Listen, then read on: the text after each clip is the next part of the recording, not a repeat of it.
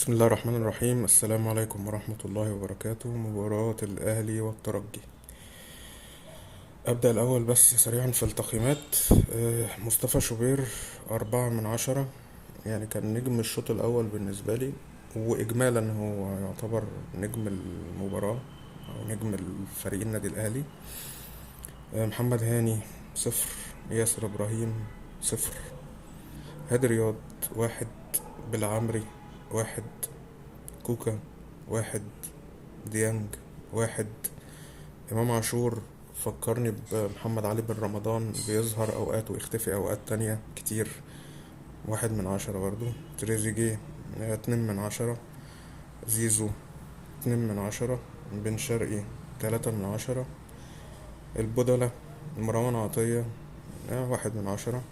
مروان عثمان يعني كفاية عليه الإعارة دي، ما يتجددلوش أو ما يتمش التعاقد معاه، يروح يبيع كنافة بقى ولا حاجة.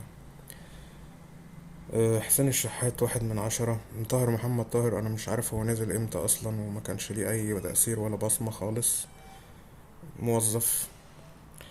الأهلي في الشوط الأول كان أداؤه بالنسبة لي مقبول إلى حد ما، إن أنت بتلعب بره ملعبك وعايز تحافظ على نظافة شباكك، مش عايز تاخد ريسك إن أنت تهاجم وتفتح خطوطك.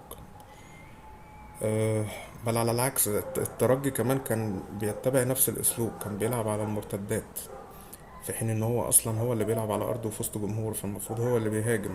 ولكن هجمات الترجي في الشوط الاول كانت على استحياء، ولكن كان في منها هجمات خطيرة، ومصطفى شوبير شال كرة هدف محقق يعني في الشوط الاول. الشوط التاني الحال اتبدل تماما، الاهلي تحس ان هو فرقة تانية هي اللي نزلت الملعب. وخصوصا يعني بعد ما الحكم عيسى سي حسب ضربة الجزاء على محمد هاني. دي يعني بوظت الماتش خالص، يعني خلت الماتش يروح في حتة تانية. اللعيبة همدت، اللعيبة ما عرفتش انها تلم نفسها وتهاجم. وترب برضو بتغييراته غريبة جدا، يعني تنزل طاهر محمد طاهر ليه؟ يعني ايه الفكرة يعني في ماتش زي ده؟ ان انت اصلا تبدأ الماتش من غير راس حربة. يعني انت مش مقتنع لا بكموش ولا محمد شريف ولا بمروان عثمان، ولما اتزنقت رحت منزل مروان عثمان راس حربة.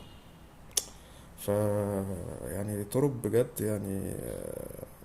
انت شخصيتك ضعيفة جدا، المساعدين بتوعك الأجانب هم اللي بيحركوك، قراراتك كلها مش بتبقى من دماغك. يعني لم شنطتك وتوكل على